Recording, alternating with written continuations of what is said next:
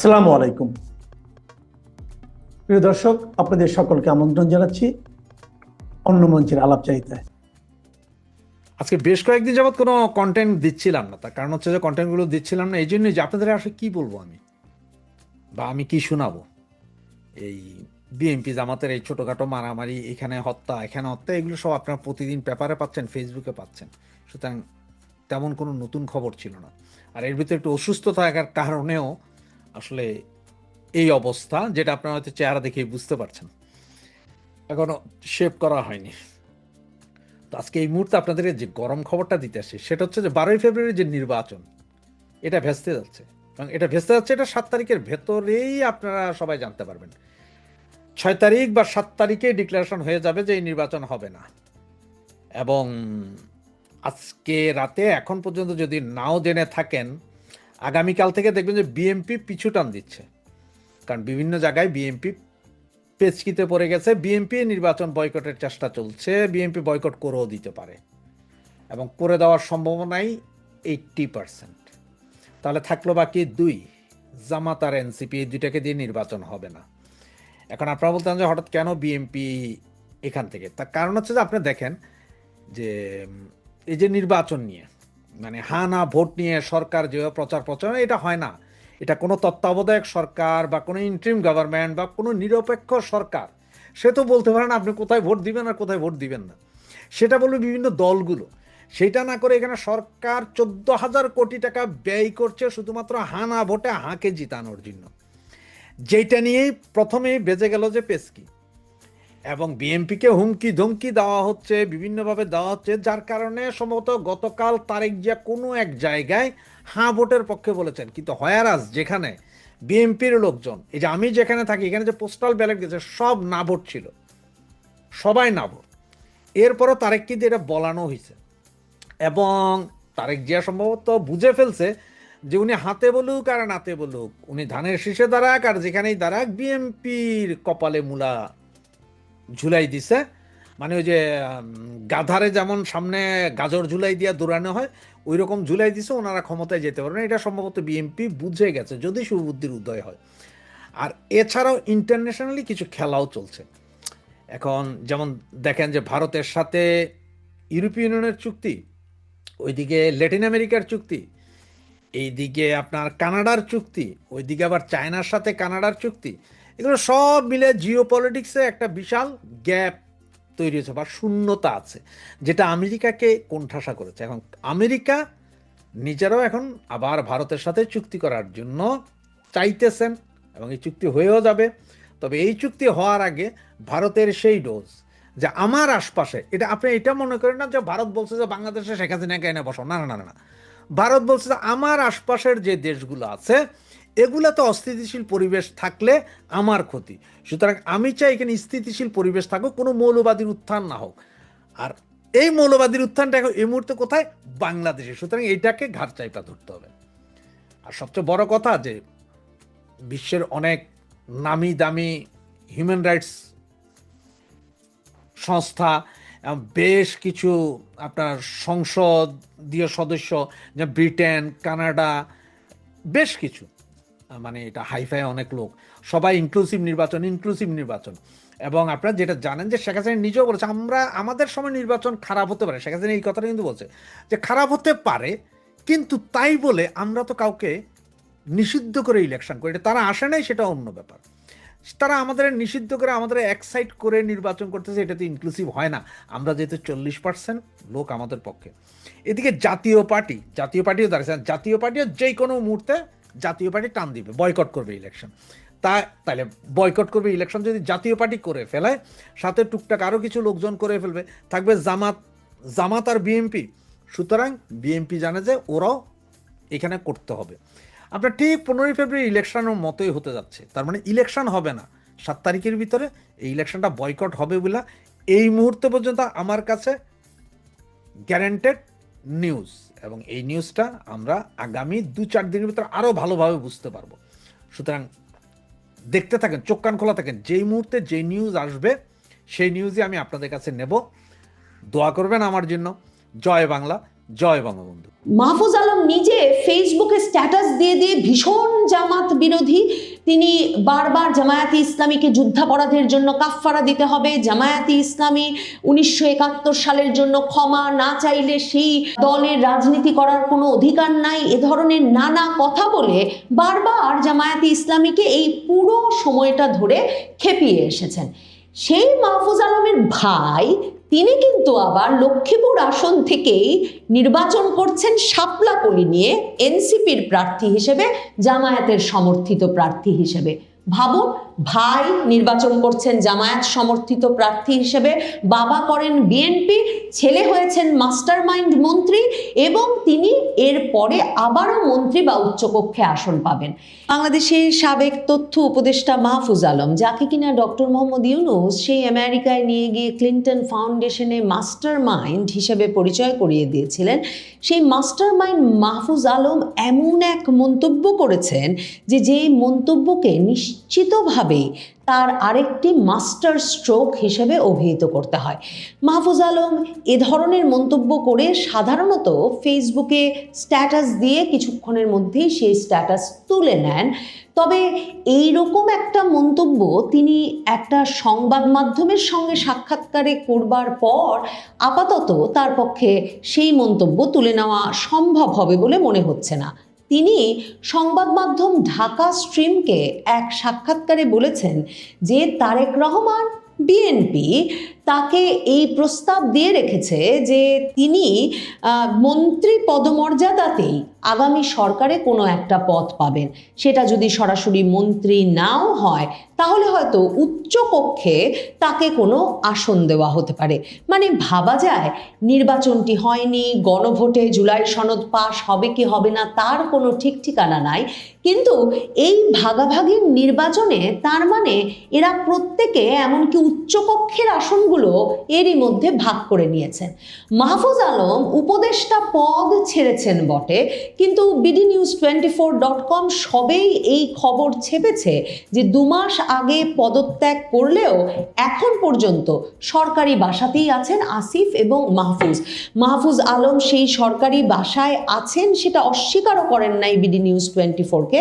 তিনি বরং বলেছেন যে উত্তরায়ণ 3 নামের যে ডুপ্লেক্স বাংলোতে হেয়ার রোডে বাস করছেন মাহফুজ আলম বলেছেন তিনি সেটা নির্বাচনের আগে ছেড়ে দেবেন। ভাবেন, নির্বাচনের এখন আর 2 সপ্তাহও বাকি নাই, কিন্তু মাহফুজ আলম এখনো জায়গা খুঁজে পান নাই যে তিনি কোথায় যাবেন। কারণ ধারণা করি এই সাক্ষাৎকারটির পর যে মাহফুজ আলম এখন অপেক্ষা করবেন মন্ত্রীর বাড়ি থেকেই আবারও মন্ত্রী পদমর্যাদায় চলে যাওয়া যায় কিনা।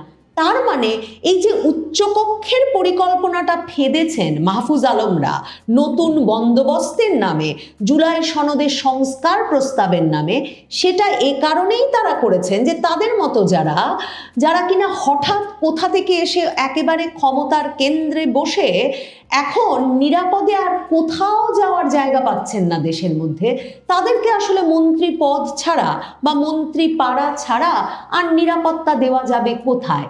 তখন এই হিসাবও মিলে যায় যে এই যে আসিফ নজরুল, সৈয়দা রিজওয়ানা হাসান থেকে শুরু করে খলিলুর রহমান, ফায়েজ তাইয়াব, মানে নাম মনে করুন শুধু, ইউনূস সরকারের যত ব্যক্তিবর্গ আছেন তাদের জন্য ওই যে 9000 বর্গফুটের ফ্ল্যাট তৈরি হচ্ছে না, সেই এত ফ্ল্যাট দিয়ে কি হবে এ প্রশ্ন যখন সংবাদ মাধ্যম করছে, তখন ইউনূস সরকার জানে, মাহফুজ আলম জানেন, তারেক রহমান জানেন, জামায়াতের আমির ডাক্তার শফিকুর রহমান জানেন, যারা ভাগাভাগি করে এই নির্বাচনটা করছেন, যে তাদের আসলে কত মন্ত্রী পর্যায়ের ফ্ল্যাট প্রয়োজন হবে। কারণ যাদের মন্ত্রিত্ব দেওয়া যাবে না তাদেরকে তারা তখন উচ্চকক্ষ বানিয়ে সেই উচ্চকক্ষের সদস্য পদ দেবেন।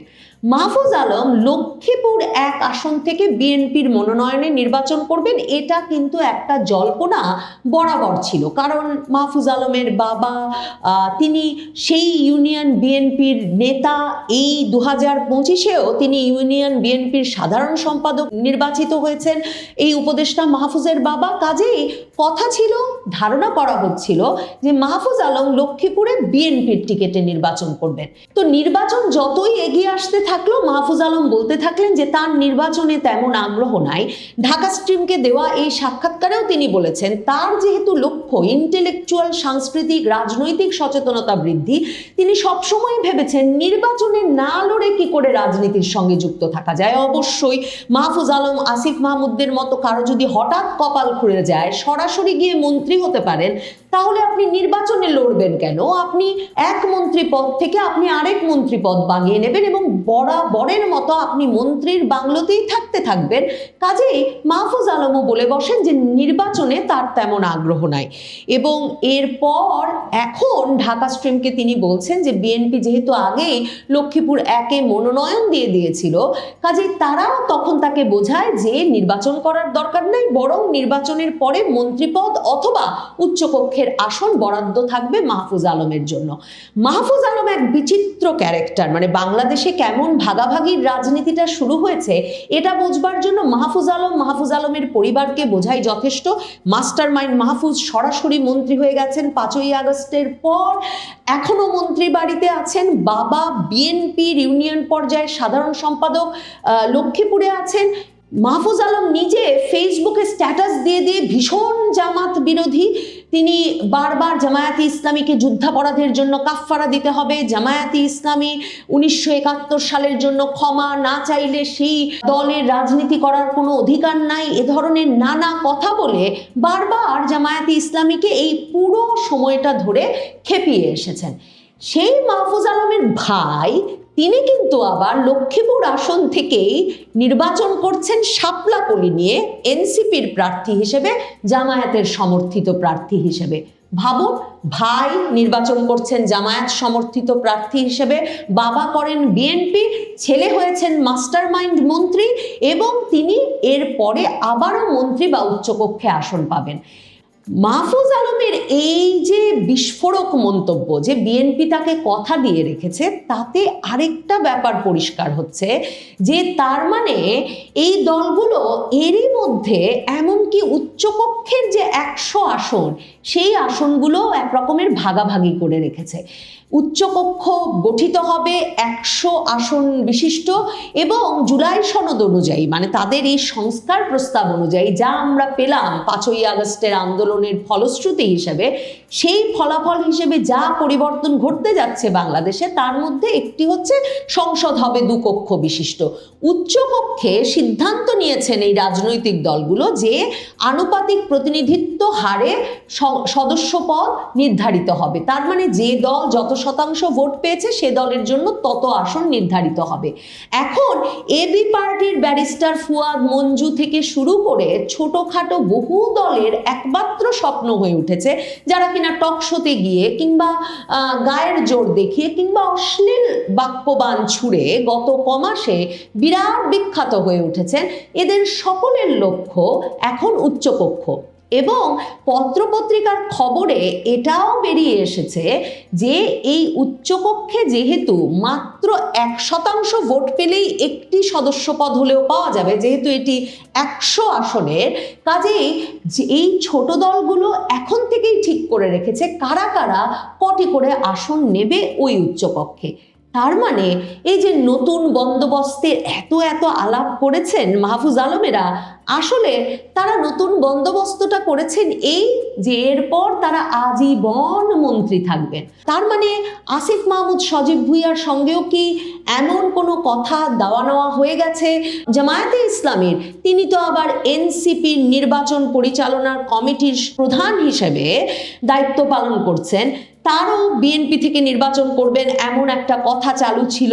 তারপর তিনি ঘোষণা দিয়েছিলেন তিনি স্বতন্ত্র প্রার্থী হিসেবে ধানমন্ডি থেকে নির্বাচন করবেন। হঠাৎ করেই এমনকি তিনি নির্বাচনী র্যালিও শুরু করেছিলেন ধানমন্ডির সেই আসনে। হঠাৎ করেই তিনি আবার এসে এনসিপিতে যোগ দিলেন এবং এনসিপির নির্বাচন পরিচালনা কমিটির দায়িত্ব নিলেন, মানে জামায়াতের ছায়াতলে এসে উপস্থিত হলেন। মাহফুজ আলম ভীষণ জামায়াত বিরোধী, আসিফ মাহমুদ, সজীব ভুইয়া, নাহিদেরা জামায়াতের ছায়াতলে, মানে এরা নিজেরাই আবার ভাগাভাগি করে 2 দলের ছায়াতলে আশ্রয় নিয়ে নিজ নিজ পদ ওখানেও নিশ্চিত করেছেন। মাহফুজ আলমের মন্তব্য তাই এই সব কারণ মিলিয়ে বিস্ফোরক মন্তব্য বটে। তার মানে নির্বাচনটা এমনই একটা ভাগাভাগি বোঝাপড়ার নির্বাচন হচ্ছে, যে নির্বাচনে কে কোন পদে যাবে, কে মন্ত্রিত্ব পাবেন, কে সংসদে মনোনয়ন পাবেন থেকে কে উচ্চকক্ষের কোন আসন পাবেন সবই ঠিক হয়ে আছে। জামায়াতে ইসলামীর আমির ডাক্তার শফিকুর রহমান বরং সম্ভবত সবচেয়ে স্পষ্ট যে অবস্থানটা সেটা প্রকাশ করেছেন। তিনি রয়টার্সকে সাক্ষাৎকার দিয়ে বলেছেন তারা জাতীয় সরকার গঠনে প্রস্তুত, কারণ তারা মনে করেন সকলে মিলে সরকার গঠন না করলে কোনো সরকার 5 বছরের জন্য স্থিতিশীলতা পাবে না। জামায়াতের আমির তারেক রহমানের সঙ্গে সাক্ষাৎ করে বেরিয়েও এই কথা বলেছেন যে নির্বাচনের পর তিনি তারেক রহমান আবারও বসবেন কিভাবে সরকারটা গঠন করা যায় সে প্রসঙ্গে। কিন্তু বিএনপি যে একটা একক সংখ্যাগরিষ্ঠতায় নির্বাচনে জয়লাভ করে তারেক রহমান প্রধানমন্ত্রী হবেন, বিএনপি সরকার গঠিত হবে এবং বিএনপি ভীষণভাবে জামায়াত বিরোধী এমন একটা অবস্থান নিচ্ছে, সেই অবস্থানের পেছনে সত্যতা কতটুকু আছে সেটা আসলে এখন সবচেয়ে বড় প্রশ্ন হয়ে দেখা দিয়েছে।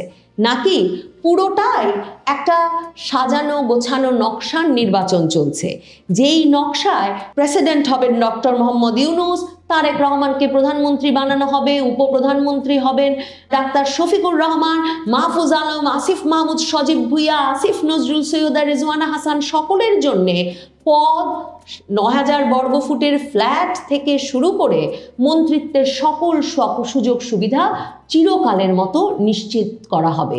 মানে নতুন যে বন্দোবস্তের কথা মাহফুজ আলমরা এতদিন বলেছেন সেটা আসলে তাদের জন্যে একটা ক্ষমতায় থাকার চিরস্থায়ী বন্দোবস্ত বলেই এখন বোঝা যাচ্ছে। মারাত্মক দৌড়ের উপর আছি এক প্রান্ত থেকে অন্য প্রান্ত। গতকাল রাতে প্রায় 1000 কিলোমিটার রাস্তা ভ্রমণ করেছি। এটা ভ্রমণের উদ্দেশ্যে না, ব্যক্তিগত কাজের জন্য আসলে ছুটে চলা।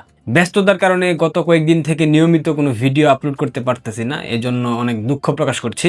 গতকাল বাংলাদেশের রাজনৈতিক ইতিহাসে একটা চমৎকার ঘটনা ঘটে গেছে। এই ঘটনা দেখার পর অনেকে আমাকে নক করেছেন, অনেকে আমাকে কল করেছেন, অনেকে আমাকে SMS পাঠিয়েছেন যে ভাই কি হতে যাচ্ছে, কি হবে, অনেক প্রশ্ন বানে একদম জর্জরিত করে ফেলেছেন প্রত্যেকে আমাকে। প্রত্যেকের একটাই প্রশ্ন, ভাই আদৌ 12 ফেব্রুয়ারি নির্বাচন হচ্ছে কি না। আবার অনেকেই জানতে চেয়েছেন বিএনপি আসলে কি চাচ্ছে, তারা কি ক্ষমতায় আসতে চাচ্ছে না, নাকি তারা জামাতের সাথে কোনো প্রকার লিয়াজু মেইনটেইন করে এ ধরনের নাটক মঞ্চায়িত করছে। দেখেন এখানে অনেকগুলা বিষয় আছে। প্রথমত, বাংলাদেশের স্বাধীনতা পরবর্তী ইতিহাসে দুইটা রাজনৈতিক মতাদর্শ বিদ্যমান, একটা মুক্তিযুদ্ধের পক্ষের শক্তি আর একটা মুক্তিযুদ্ধের বিরোধী শক্তি।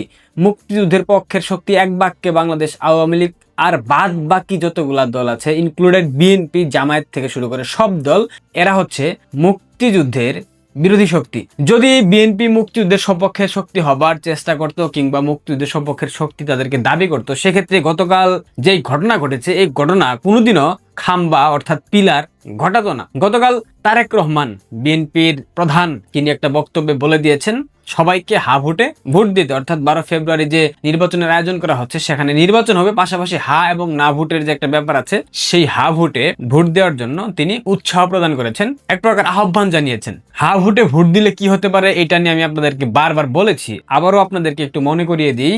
হা ভোট হচ্ছে এমন একটা ফাঁদ, যে ফাঁদের মধ্য দিয়ে বাংলাদেশে রাষ্ট্রপতি শাসিত সরকার ব্যবস্থার প্রবর্তন ঘটাতে পারে সুদখোর ইউনূস।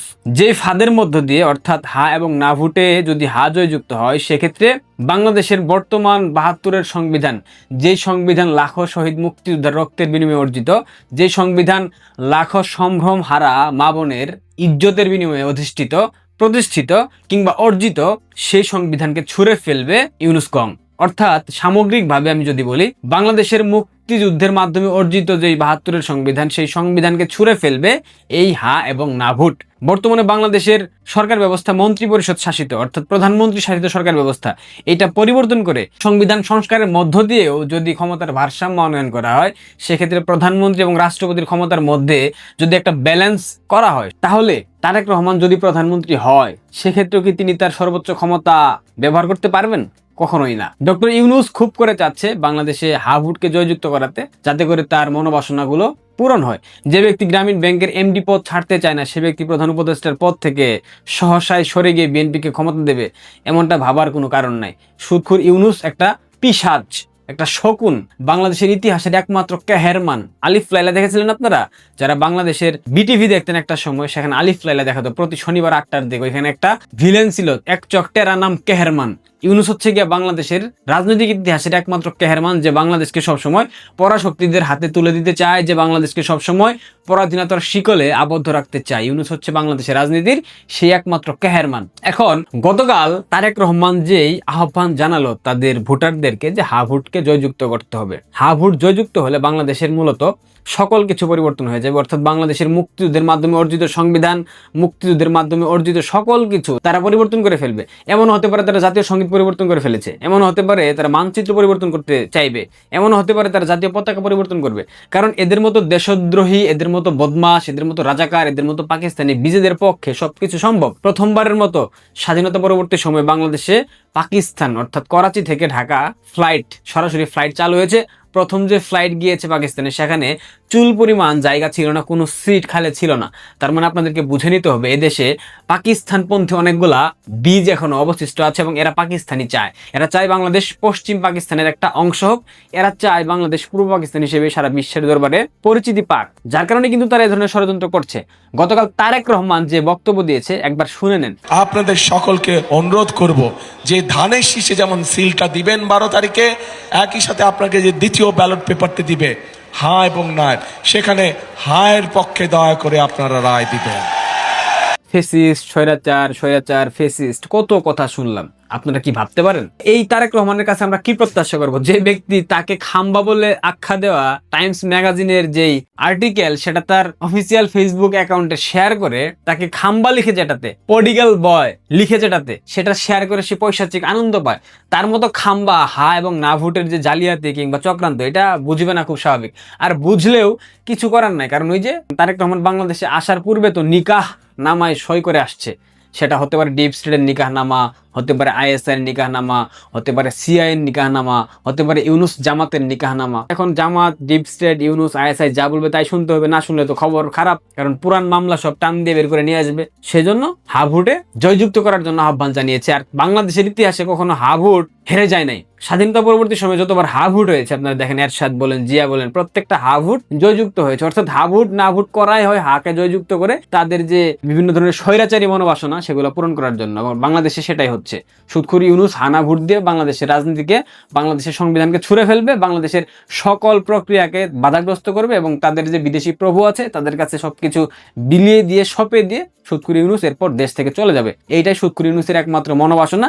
এখন এইখানে বিএনপি ফাঁদে পা দিল কি পা দিল না, এটা নিয়ে আপনাদের মাথা ব্যথার কোনো কারণ নাই। 12 তারিখে যদি সত্যি সত্যি নির্বাচন হয়, আপনারা কেউ নির্বাচনে ভোট দিতে যাবেন না, এটা আপনাদের প্রত্যেকের প্রতি আমার আহ্বান থাকবে। আর সবশেষে একটা কথা বলি, বাংলাদেশের রাজনীতিতে মতাদর্শ দুইটা, মুক্তিযুদ্ধের পক্ষ শক্তি, মুক্তিযুদ্ধের বিরোধী শক্তি। মুক্তিযুদ্ধের পক্ষ শক্তি বাংলাদেশ আওয়ামী লীগ, আর মুক্তিযুদ্ধের বিরোধী শক্তি বাংলাদেশের সকল রাজনৈতিক দল।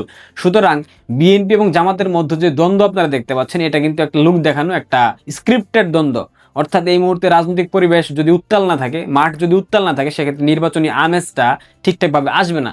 সুতরাং যেহেতু আওয়ামী লীগ নাই, সেই ক্ষেত্রে আওয়ামী লীগের উপস্থিতিতে বিএনপি এবং জামাত দুটা বৃহৎ শক্তি সেজে নির্বাচনকে স্বচ্ছ প্রতিদ্বন্দ্বিতামূলক হিসেবে বিশ্ব দরবারে তুলে ধরার জন্য একটা প্রক্রিয়ার অংশ হিসেবে, এবং মাঠ যাতে বোঝা যায় যে প্রতিপক্ষ আছে, অর্থাৎ বিএনপি জামাতের নেতারা প্রত্যেককেই বিতর্কিত করে বক্তব্য দিচ্ছে, প্রত্যেকে প্রতিহিংসামূলক বক্তব্য দিচ্ছে, প্রত্যেকে একজন আরেকজনের গোষ্ঠী উদ্ধার করতেছে, সবকিছু সাজানো স্ক্রিপ্টেড নাটক। 55 বছরের সংসার জীবনে তো সহজেই ছেড়ে চলে আসবে তারা, এমনটা ভাবার কোনো কারণ নাই। শুধুমাত্র আওয়ামী লীগের উপস্থিতি এবং আওয়ামী লীগ বিহীন নির্বাচনে যে প্রতিদ্বন্দ্বিতা হচ্ছে, প্রতিযোগিতা হচ্ছে, এটা বিশ্ব দরবারে ফুটিয়ে তোলার জন্য বিএনপি জামাতের এরকম একটা নাটক। তবে এখানে একটা বিষয় আছে, জামাত হচ্ছে ক্যান্সার, জামাতের কোনো বুক পিঠ নাই। জামাত স্বাধীনতা পরবর্তী সময় বাংলাদেশে কখনো ক্ষমতায় আসতে পারেনি, এবার একটা বিশাল সম্ভাবনা আছে। সুতরাং জামাত যদি বুঝা যায় কোনোভাবে যে কোনোভাবে কারচুপি করে নির্বাচনে জয়ী হওয়া সম্ভব, সেক্ষেত্রে বিএনপির পাছা বরাবর বা মাজা বরাবর একটা লাথ মারবে, এটা নিশ্চিত। আপনারা থাকতে পারেন, ভালো থাকবেন। আর তারেক টিয়া কি করেছে না করেছে, হা ভোট না ভোট, এগুলো মাথায় নেওয়ার কোনো কারণ নেই। ভোট দিতে যাবেন না, নো ভোট নো ভোট। কিসের ভোট, কিসের ইলেকশন? জয় বাংলা, জয় বঙ্গবন্ধু।